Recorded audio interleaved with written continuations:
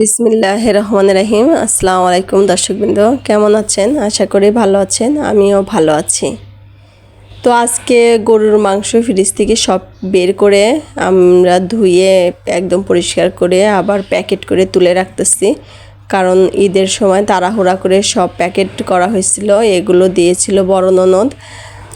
তো আমি কিছু মাংস আজকে রান্না করব, কারণ ঈদেতে যেহেতু ঈদের মধ্যে আমরা কেউ বাড়িতে থাকবো না, ঈদের দিনই ছিলাম, ঈদের পরের দিনে যার যার মতো চলে গিয়েছিলাম, যার কারণে বেশি রান্নাবান্নাও করেছিলাম না। আমাদের খাসির মাংসটাই রান্না করেছিলাম, তা তো দেখাইছিলাম না আর আপনাদের।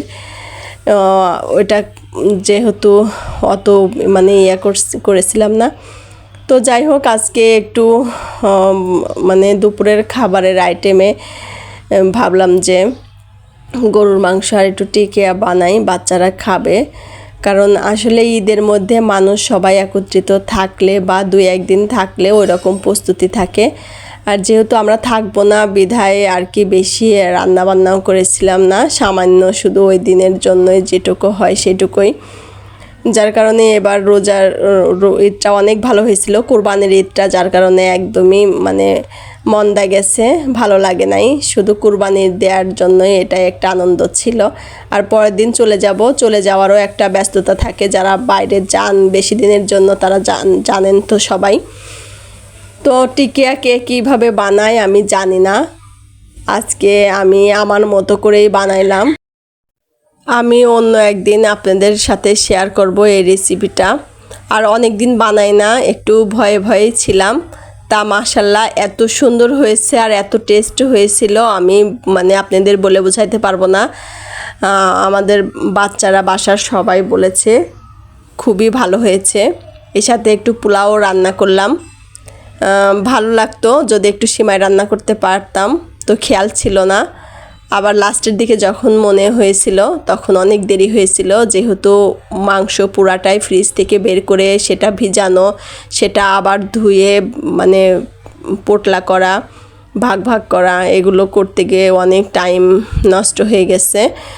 রান্নার কাজে একটু দেরি হয়ে গেছিলো, খুবই তাড়াহুড়া করতেছিলাম। আর বাচ্চারা সবাই যেহেতু স্কুল খুলছে, স্কুল থেকে চলে আসছে খাওয়ার জন্য, সবাই বলতেছিল কখন হবে, ক্ষুধা লেগে গেছে। গোসল করে নামাজ পড়ে বাচ্চারা সবাই মাশাআল্লাহ নামাজ পড়ে, আমার ছোট বাচ্চাটাও নামাজ পড়ে।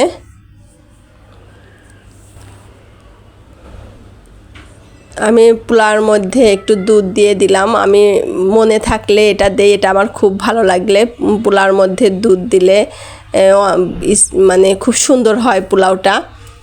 আর নারিকেলের দুধ দিলে সবচেয়ে বেশি ভালো হয়। আমি লাস্টে একটু ঘি দিয়ে নিলাম, এটা আমি সব সময় করি। পোলাওর মধ্যে ঘি না দিলে ভালো হয় না, ভালো লাগে না। আর বিশেষ করে আমার শাশুড়ি আম্মা, আমি তো একটু তেল দিয়ে ভেজেছি তারপরে ঘি দিলাম, আম্মা হচ্ছে পুরাটাই ঘি দিয়ে ভাজে। কিন্তু এখন যে পরিমাণ, আগে 1200 টাকা 1000 টাকা করে ঘি কিনা হতো, 800-900 থেকে শুরু, কিন্তু এখন ঘির এত দাম হয়েছে 1400-1500 টাকা। ভালো যেটা সেটা 1500 টাকা 1400 টাকার কমে পাওয়া যায় না।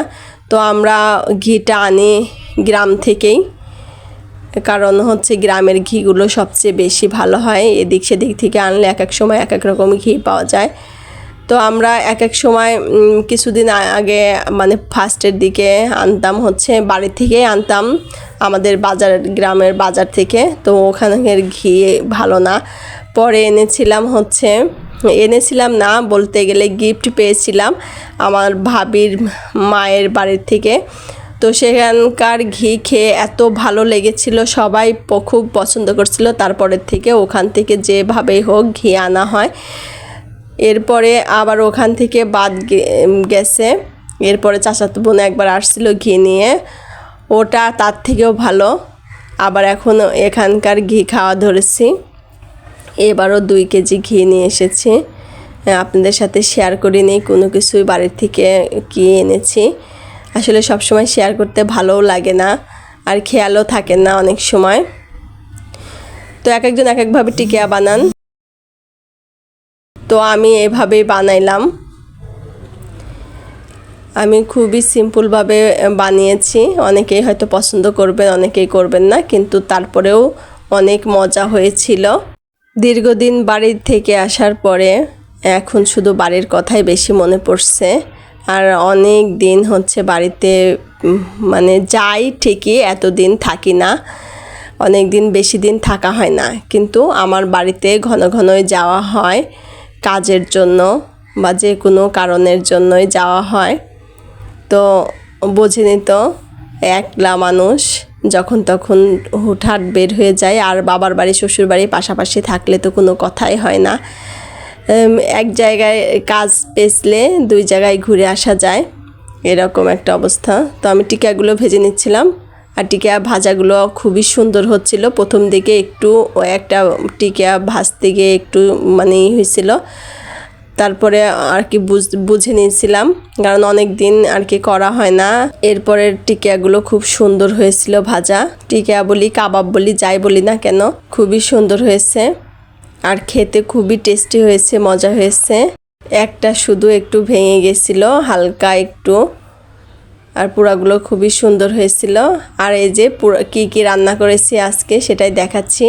পোলাও রান্না করেছি এখানে, আর গরুর মাংসের রেজালা রান্না করেছি, আর এখানে সালাদ আছে আর টিকে আছে।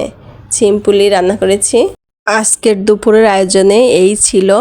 তো দর্শকবৃন্দ, ভালো থাকবেন, সুস্থ থাকবেন, আমার চ্যানেলের সাথেই থাকবেন। আল্লাহ হাফেজ।